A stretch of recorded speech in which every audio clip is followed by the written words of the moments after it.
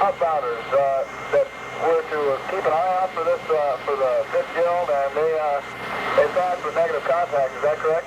Roger on that. We tried to call him about 6 or 8 times on emergency FM and emergency FM, and every day we cannot reach. We use the Edmund Fitzgerald shipwreck as a topic for one of our educational programs, and the main point that we want to get through to people is that there were no survivors in this wreck. So sometimes we compare it to the Titanic, which was actively sinking for over 2 hours and had over 700 survivors, versus the Fitzgerald, which only had 29 people and no survivors. So the survivors that were on the Titanic had all this first-hand information about what happened during the shipwreck and could provide information to the people investigating it, whereas there was none of that for the Fitzgerald. That was Sarah Summers-Liedtke, director of the Lake Superior Maritime Visitor Center. So let's talk about the Titanic, a shipwreck that was very different than the Edmund Fitzgerald. Titanic was lost over 60 years earlier than the Fitzgerald. It was larger than the Fitzgerald, although at 883 feet to the Fitzgerald's 729, not that much longer. Given how different the two shipwrecks were, why bring up the Titanic? Because, thanks to James Cameron's movie and over a century of other plays and books and TV shows, it's the shipwreck most people know most about. For that reason, it's not a bad starting place to try understanding what might have happened to the Edmund Fitzgerald. Fully loaded, arguably overloaded, in November 1975, the Fitzgerald weighed about 40,000 tons. Titanic, fully laden, weighed about 52,000 tons. Why did those massive boats even float in the first place? It's because of their shape. A boat floats as long as it can displace more than its weight in water without becoming submerged. Drop a boat into the water, and once it has displaced its weight in water, it reaches an equilibrium and doesn't sink any farther. Load a floating laker with taconite, and it rests lower in the water, but still, under normal conditions, remains afloat. Once a boat springs a leak, though, that equilibrium doesn't hold. The water comes in and adds to the weight of the boat, which sinks lower. If the water continues to come in, the boat eventually falls entirely below the surface, and that's the end of the story. You might remember the movie dialogue. But this ship can't sink. She's made of iron, sir. I assure you, she can, and she will.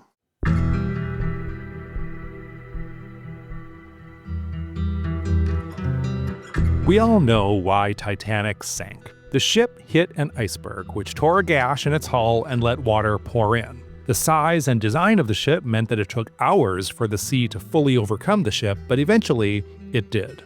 One way or another, the Edmund Fitzgerald sank for the same reason. The ship took on water and fell below the surface of Lake Superior. But compared to Titanic, the Fitzgerald sank almost instantly. The two most basic reasons for the difference are the Fitzgerald's design, its deck was much closer to the surface to begin with, and the weather, which was stormy with high waves. Based on Captain McSorley's own statements, we know the Edmund Fitzgerald took on some amount of water before sinking. That leads to the great mystery of the wreck of the Edmund Fitzgerald. How and where did that water get in? How much water got in? Knowing those answers would also address the wreck's most haunting question. Short of never leaving port in the first place, was there anything that anyone could reasonably have done to avoid the catastrophe? In this episode, we'll discuss what we know and what we don't know about what happened to the Edmund Fitzgerald on the night of November 10th, 1975. I'm Jay Gabler of the Duluth News Tribune, and this is Edmund Fitzgerald, 50 Years Below.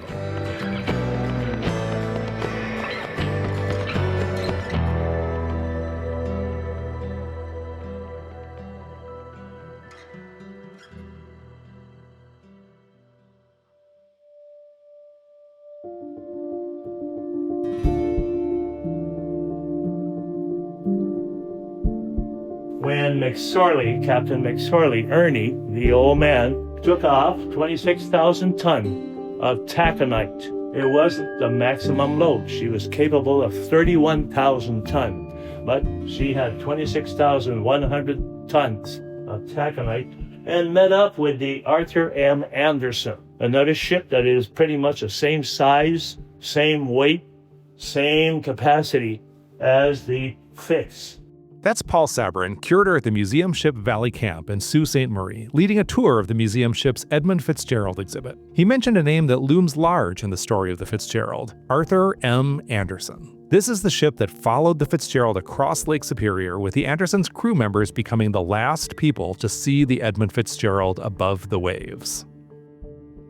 Launched in 1952, the Anderson was only 6 years older than the Fitzgerald. At 647 feet, the Anderson was one of those Lakers that was impressive but outdone by the Edmund Fitzgerald when that ship launched and started breaking records. By 1975, though, the Anderson was actually longer than the Fitzgerald, having recently been lengthened by 120 feet. Yes, that's a thing that happens, and something that would very possibly have happened to the Fitzgerald eventually. Here's Kaylee Matuzak of the Lake Superior Maritime Visitor Center. They don't really do it anymore because anything that would need to be lengthened is either built to spec or it already happened. It's exactly what it sounds like. They take and dry dock a vessel, they cut it in half, they build a new section in the middle part, and then they weld it back together. The Arthur M. Anderson was leaving Two Harbors, Minnesota, which is about 25 miles northeast of the Twin Ports along the Lake Superior shore. The Anderson left Two Harbors a few hours after the Fitzgerald left Superior, and the two ended up running about parallel to each other, both headed for the Soo Locks on the eastern end of the lake. In many tellings of this story, given the courageous actions the Anderson crew ultimately took in an attempt to aid the Fitzgerald, the two ships and their captains are portrayed as bosom buddies. It doesn't diminish the Anderson's contribution to acknowledge that wasn't exactly the case. The Anderson was captained by Jesse "Bernie" Cooper, who, like Captain McSorley, had decades of experience on the Great Lakes. The two captains didn't know each other personally, and though they shared a professional respect, in their line of work they were also competitors. Here's John Bacon, author of The Gales of November. They're definitely competitors, even though the Anderson's going to Gary, Indiana, these guys are going to Dug Island, Detroit. But so what? First guy to the chute, first guy to the Soo Locks. Tell your buddies that. And I think at some point, what came clear to me, it's ingrained. Even when you know better, even when you know there's no real prize this time, whatever else. If you've been competing for 30 or 40 years in the Great Lakes, it's not a switch you turn off. You're going. It's part of your mentality. On the afternoon of November 9th, the two ships got in contact to discuss the fact that the National Weather Service had just issued a gale warning, predicting that winds on Lake Superior would reach at least 39 miles an hour. That gave the Lakers captains a little more information about what might be coming their way, and they had a choice. They could continue along their present course, which cut pretty straight east across Lake Superior, or they could take the more sheltered northern route, hugging the north shore of Lake Superior. Because it was a longer route, though, it was not a route the Fitzgerald usually took, and in fact the Fitzgerald may not have taken that route any other time that season. Captain Dudley J. Paquette was on a freighter called the Wilfred Sykes that night. By the time the gale warning went out on November 9th, the Wilfred Sykes was close enough to overhear the radio chatter between the Edmund Fitzgerald and the Arthur M. Anderson, and Paquette later described being unsurprised to hear that the two Lakers were continuing on their usual route despite the incoming weather. He decided to play it safer. Here's John Bacon. He peeled off right away. He peeled off, went to Thunder Bay, Ontario, not Thunder Bay, Michigan. And once you do that, okay, you're gonna get an earful from the company. You're gonna be late, and they're gonna tell you all about it. And as his crew told him, if you're wrong about the storm, you're gonna pay a real price because Cleveland's not gonna like it. And they're right about that. But he did it. Eventually, Captain McSorley and Captain Cooper agreed and turned north as well. What changed? By 7 p.m. on November 9th, the National Weather Service repeated its warning and said the expected gales would cut across more of the lake than previously realized, producing waves several feet high. Overnight, the gales arrived. By 1 a.m., winds were up to 40 miles per hour, gusting up to 60 miles per hour. How do we know that? The Fitzgerald itself radioed a report, which was routine procedure. With so little information on the lake's changing weather conditions, the Lakers themselves were invaluable sources of information. An hour later, the National Weather Service issued a full-fledged storm warning. As John Bacon points out, what we know now, and the Fitzgerald did not, is that as the Fitzgerald and Anderson were making their way past Isle Royale in northwest Lake Superior, playing it relatively safe, the storm that helped sink the Fitzgerald was tracking east along the southern shore of Lake Superior. Bacon compares the storm's behavior to a catcher in baseball, racing to home plate to block the ship's last sprint to safety. Here's the author trying to imagine Captain McSorley's mindset.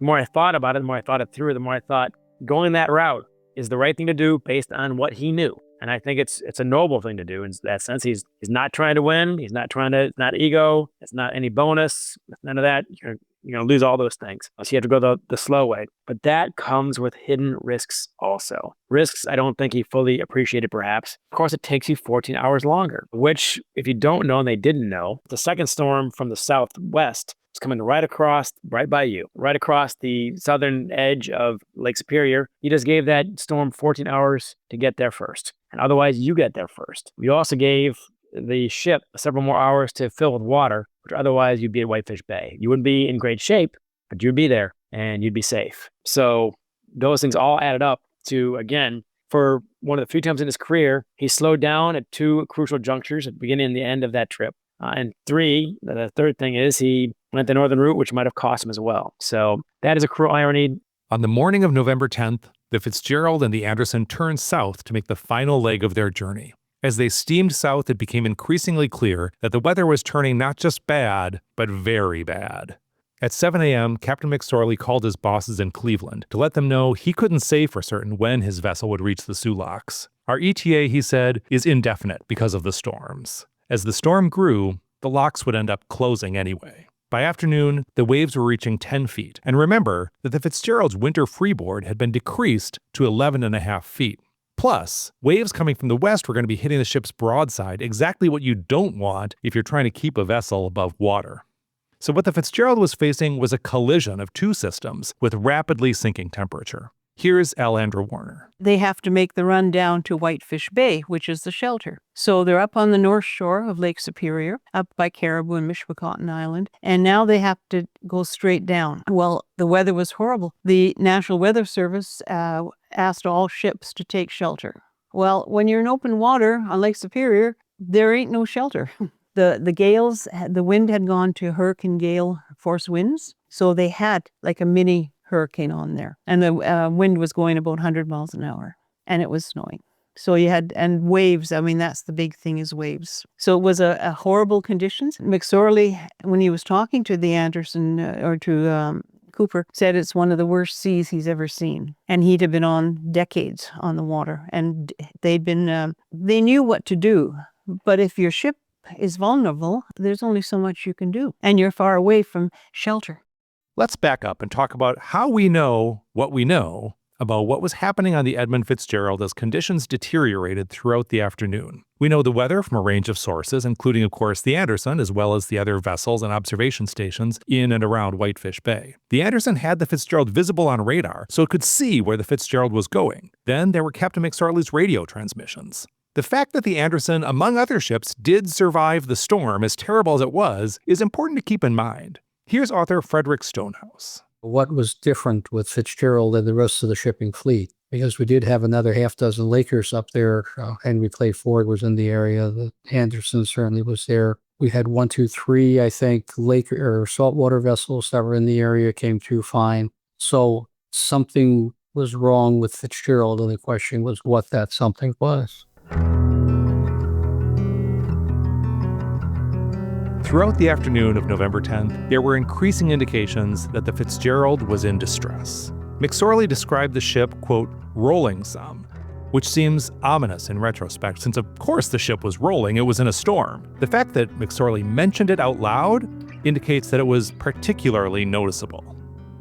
Right at mid-afternoon, just as the storm was really starting to unleash its full fury, the Fitzgerald came upon Caribou Island. That's a small, uninhabited island located deep in Lake Superior on the lake's eastern side. North of the island is a reef known as 6 Fathom Shoal, making that area of the lake too shallow for a ship like the Fitzgerald to safely navigate. A fathom is a unit of depth equivalent to 6 feet. Cooper, knowing about that shoal, made a point of steering clear. McSorley's boat, the Edmund Fitzgerald, passed much closer to the island. During the Coast Guard hearings, Captain Cooper of the Arthur M. Anderson described his memories of seeing the Fitzgerald pass by that spot. In this testimony, he refers to Captain McSorley, and she means the Edmund Fitzgerald. We were concerned that he was in too close, that he was going to hit that shoal off of Caribou. He was about 3 miles off the land beacon. That's a very fringe on that shoal area that extends out northeast from Caribou Island. And when he got in that close, he was over that 36-foot spot there. There's a 6-fathom spot, a pretty good-sized, extensive 6-fathom spot. And then out farther is a 25-fathom bank. I hauled out around both of those because when you get over those damn shallow waters, you can get a hell of a sea. You get a much bigger sea right in those particular areas than you do out in the deep water. Eyeballing her down there, all I can say is it's clear she was closer than I would want to be. Captain Bernie Cooper. John Bacon points out that there are a range of possible reasons why the Fitzgerald took a different route past the island than did the Anderson. They had not taken that route in at least a year, and maybe several years, from what the guys were telling me. I don't know. But he was not at all familiar with that route. You go 50 times the other way, and now you got to go 1 time this way, which of course gets you into the shoals, Caribou Island, areas of the lake he does not know very well. It's 1,300 feet deep in the deepest, but it's 11 feet by the shoals, and that's got to get your attention. And you're switching charts, as they say in maps to us. Are you reading the right chart? Are you reading the wrong chart? The chart he had turns out was very insufficient and off by a mile. I didn't know that when I started.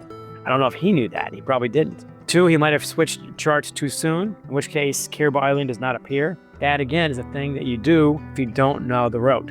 Did the Edmund Fitzgerald strike bottom at 6-fathom shoal? If so, what kind of damage did the impact do? While McSorley would later mention experiencing damage, he didn't mention any shoaling, presumably because if it occurred, he didn't know. This might seem confusing. Wouldn't you know if your ship struck a reef, even only briefly? On the Titanic, they certainly knew they hit an iceberg, even if they didn't initially realize how severe the damage was. The difference is that the Fitzgerald was pitching and rolling in violent water, and there was nothing above the surface to indicate a hazard. Under those conditions, it might not be at all obvious that a freighter had scraped the bottom. Here's Alandra Warner.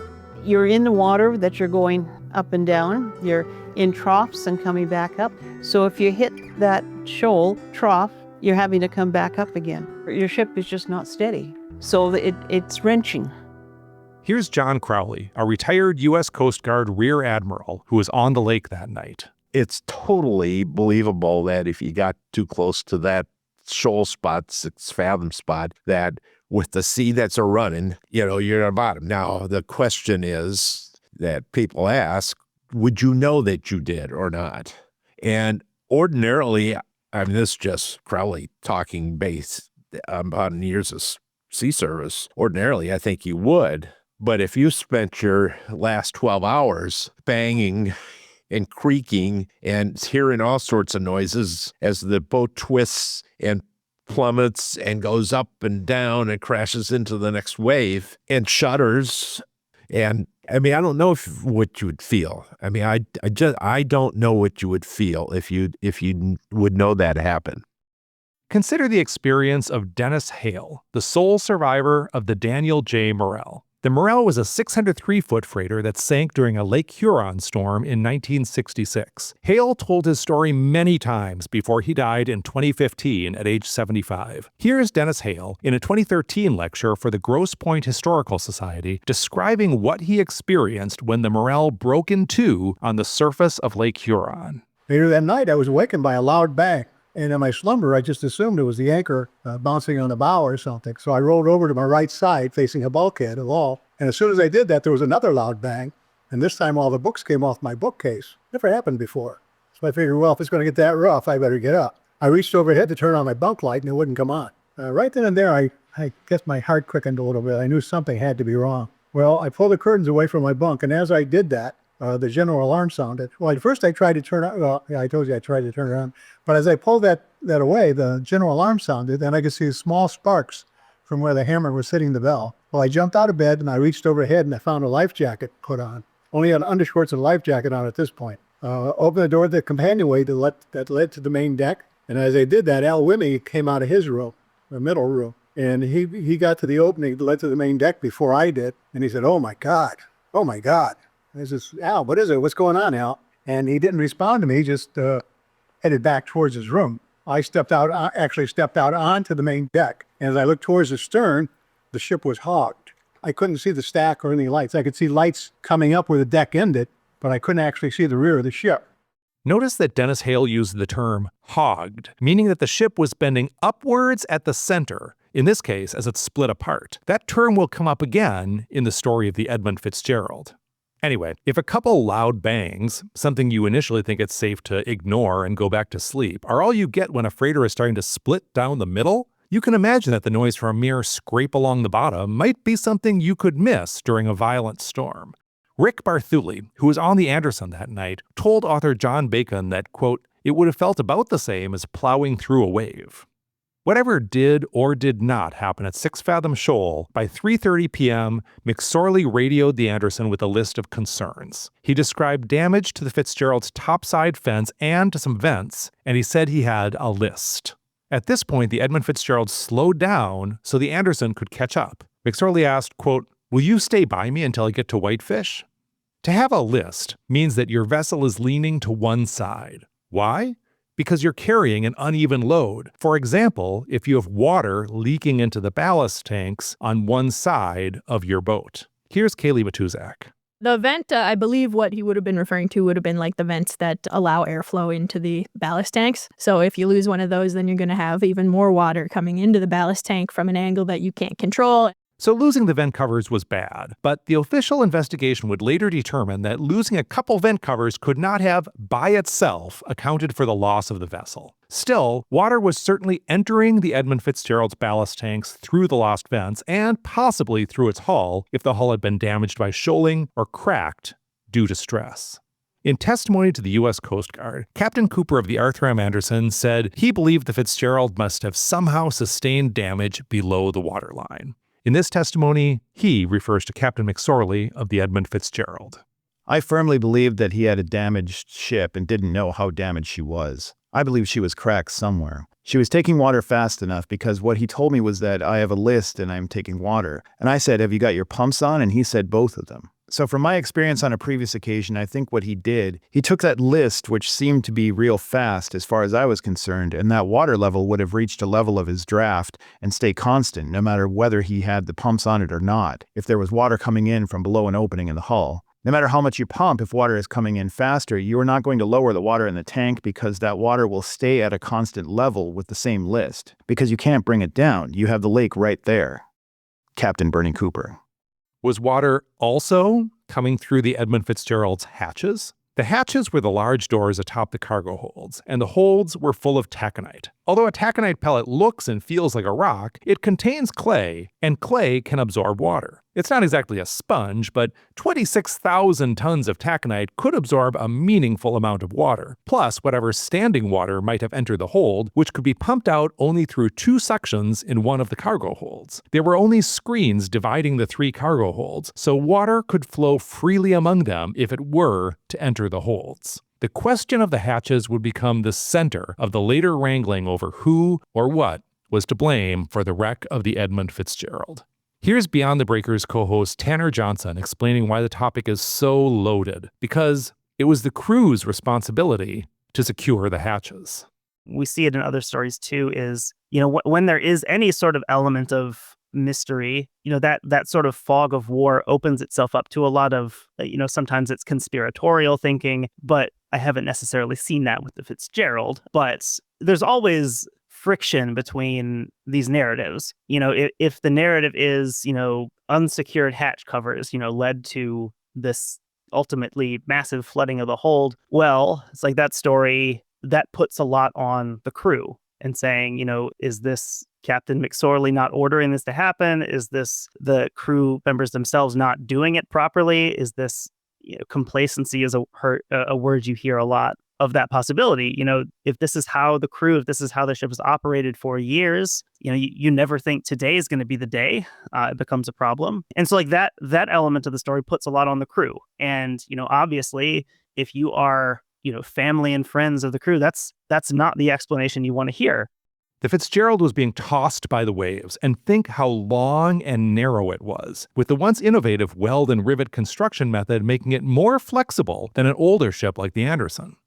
Great Lakes freighters have been called moving skyscrapers, and like a skyscraper, a freighter is meant to bend to some extent rather than break.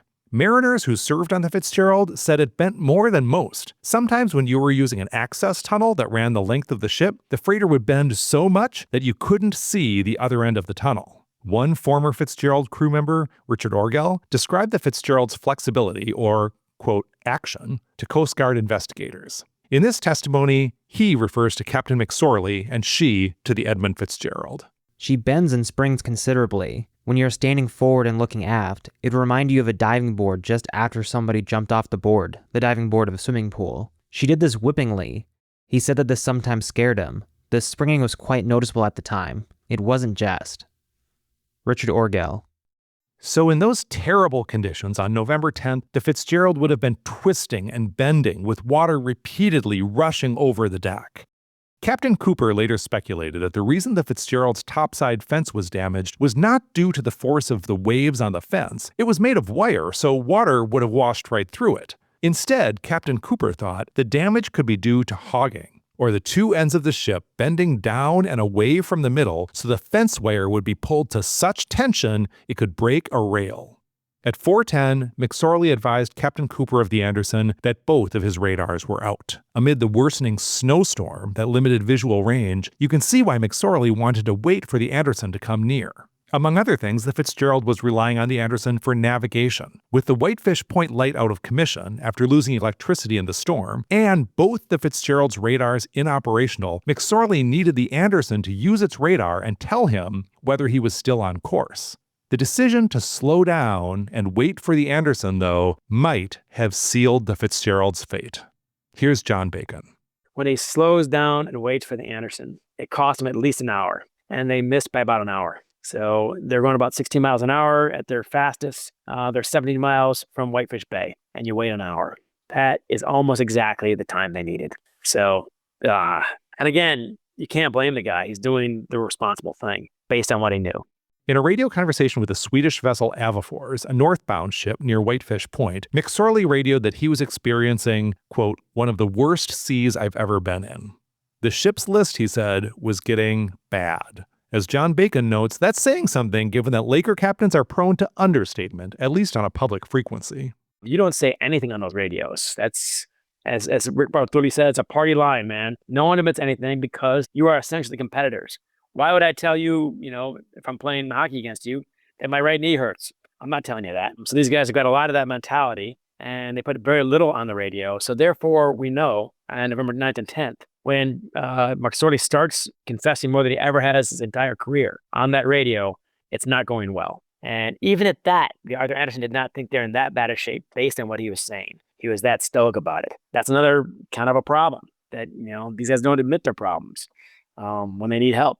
And he did, I think, to a large degree, but maybe not enough. Captain Cedric Woodard of the Avafors had known McSorley for a long time and was shocked at how beleaguered McSorley sounded. As stoic as McSorley was, it was evident that his vessel was in trouble. When he was telling the Avafors about his bad list, McSorley turned away from the microphone, which was still on, and said, "Don't allow nobody on deck."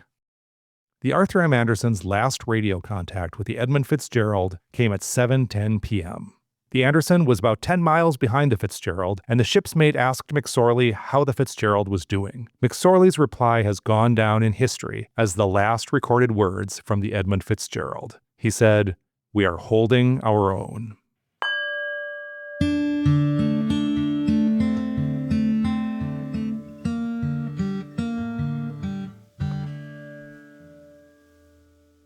The Anderson's crew started watching for the Fitzgerald coming up on the horizon as they gained on the ailing ship. They saw nothing, and then they were alarmed to see that the Fitzgerald had disappeared from their radar. By 7:39 p.m., Captain Cooper began attempting to reach the Coast Guard to notify them that the Edmund Fitzgerald was no longer to be seen above the surface of the water. What exactly happened to seal the fate of the Edmund Fitzgerald? We know the ship was taking on water to the extent that it was sitting at a list, but as late as 7:10 p.m., Captain McSorley believed, even if he was overstating his confidence, that we are holding our own. Something happened and happened quickly. What was it? The short answer, waves. Here's Kaylee Matuzak. Nature being what it is, like bad enough wind, bad enough waves, could definitely hurt anybody. I think the Fitzgerald was especially vulnerable because likely they were sitting lower in the water. They did report that list. So at some point, like once your cargo starts to shift forward and everything like that, if you're down by the head enough, like a bad enough wave you're not going to be able to recover from that. Here's Tanner Johnson. When, Captain McSorley is reporting some of this weather, we kind of talked about how localized that seems in his reports. He's reporting things that other vessels on the lakes aren't necessarily seeing. Everyone has bad weather, but he's reporting stuff. He's saying these are the biggest waves I've ever seen. And he's a very experienced captain. So that's a pretty big deal. And one of the theories there is the reason that the seas seem so big to him the fact that they're already riding low because they've taken on water, which, it makes sense time-wise at least. I assume that would have an effect. And then also I think it's certainly like when I started doing, any sort of research for the show for Beyond the Breakers, I kind of had a skewed idea of what it meant for a ship to take on water.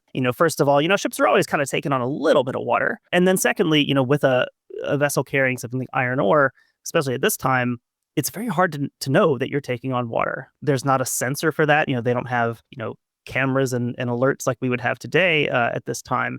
So it's like unless someone had explicitly taken a look and looked very carefully, it would have been almost impossible to know that, these cargo holds were filling with water. Also the fact with them not being watertight, but between each hold. So it's like it doesn't seem, strange that this would have taken on a massive amount of water before anyone knew that was the case. We sort of talk a lot about how like a shipwreck is so rarely one thing. And it's typically just, a worst possible combination of factors. It's, if the ship is taking water in one place, but, the hatches are all secured and she's not taking water there, maybe she's fine. But, if there's multiple things going on at once, of course, that could pretty easily doom a ship like this.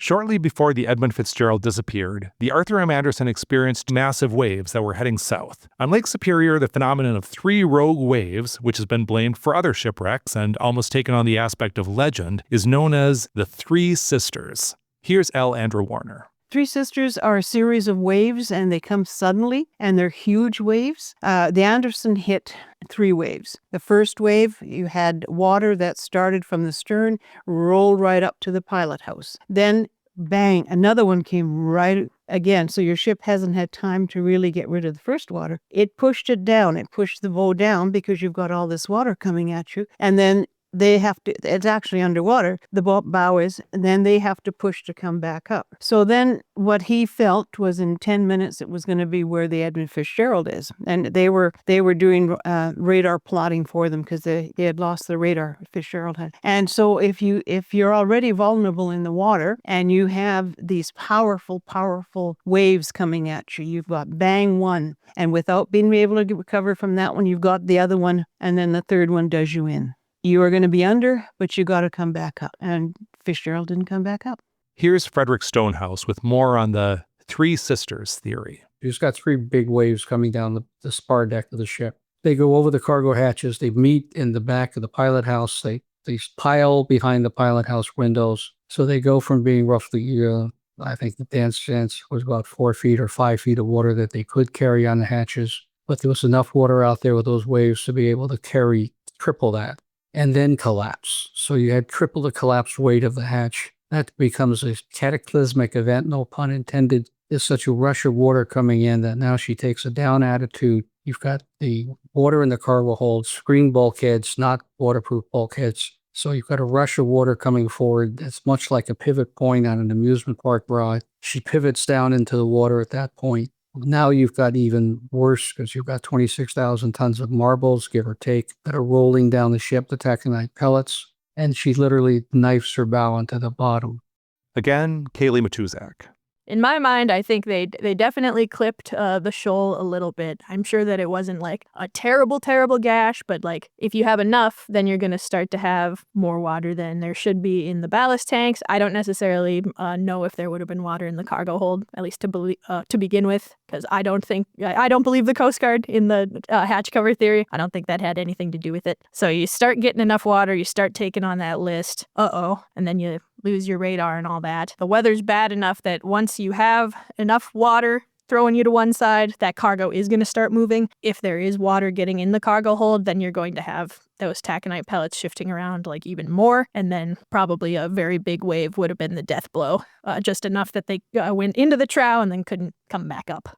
And again, Tanner Johnson. The fact that she's an ore carrier, she has these divided cargo holds, but they're divided by, essentially like a mesh almost, where, it'll divide the ore, but water can, travel freely through it. And it's supposed to be an advantage in that you can pump out the hold without, needing to pump out each hold individually. But, in a case like this, where if you're taking water in certainly faster than your pumps can deal with it, that's obviously going to be a problem, because now it can fill the whole ship. It can't be compartmentalized, like was so touted with the Titanic of, how she could have X amount of flooded compartments and she would still be fine. It's like so many of the ships we talk about, especially some of these older ones, is, once there's water coming in, a lot of these big ships are just kind of a big, like a warehouse, it's just gonna keep filling up. At the museum ship Valley Camp, which now houses the Edmund Fitzgerald's recovered lifeboats, Paul Sabrin is constantly asked what caused the ship to sink. I have 3 answers. I don't know, I don't know, and I don't know. There are theories. Naturally, everybody has theories. There are investigations. There are comments. It's a whole combination of the perfect storm. So if I then point out to one particular reason for it, then we don't know. One can assume that it would have been then because the hatch covers. One could assume that it would have been the 6 fathom shoal. One would assume that it would be the sisters that hit it. One would assume that it was then the structure of the Edmund Fitzgerald. So it's almost like take your guess, take a pick. But if you do know, then please let me know, and I'll be able to share that with the visitors that come here. When the wreck of the Edmund Fitzgerald came, it came quickly. There was apparently no time to make a distress call and no time to launch the lifeboats, although in that weather, they might hardly have been any use. Visits to the wreck have given hints, but no definitive evidence regarding what the crew might have been doing or thinking at the very end. Here's Frederick Stonehouse. They are where they are. Whatever they were doing at the point in time they were doing it, when that ship had its cataclysmic failure, they went with it, and they went right now. When Morrell went down in 66, Steve Dennis Hale got off the ship because he realized something was happening, grabbed his life jacket, grabbed his trousers, I think, or grabbed his top coat, his pea jacket, and headed for the raft. That's something that even that amount of time didn't exist for Fitzgerald. It was a right now event.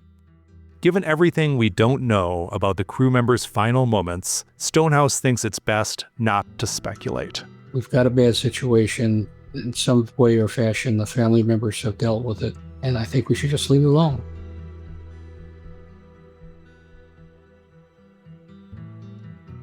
In the next episode, we'll talk about the immediate aftermath of the wreck of the Edmund Fitzgerald, the search for survivors, the spreading news of the disaster, and ultimately the years of debate over what exactly caused the vessel to founder. One of the people we'll hear from is the Duluth anchor who was the first person to break the news to the world.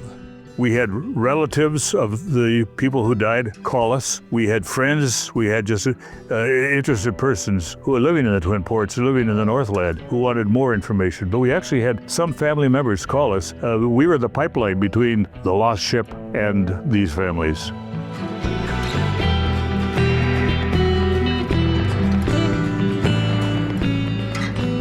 Edmund Fitzgerald, 50 Years Below is a production of the Duluth News Tribune. This podcast is written and narrated by Jay Gabler, with audio engineering by Wyatt Buckner and Dan Williamson. The audio of this episode was edited by Wyatt Buckner. Our editors on this project are Katie Rohman and Barrett Chase, and our executive editor is Rick Lubbers. Original score composed by William Brueggemann. Movie dialogue and testimony transcripts were read by Wyatt Buckner, Barrett Chase, and Dan Williamson. Thanks to our guests on this episode: Dennis Anderson, L. Andrew Warner, John U. Bacon, John Crowley, Tanner Johnson, Kaylee Matuzak, Paul Sabrin, Frederick Stonehouse, and Sarah Summers-Liedtke. Thanks also to the Grosse Pointe Historical Society for permission to share Dennis Hale's story. Read more stories about the Edmund Fitzgerald and learn more about this podcast at DuluthNewsTribune.com.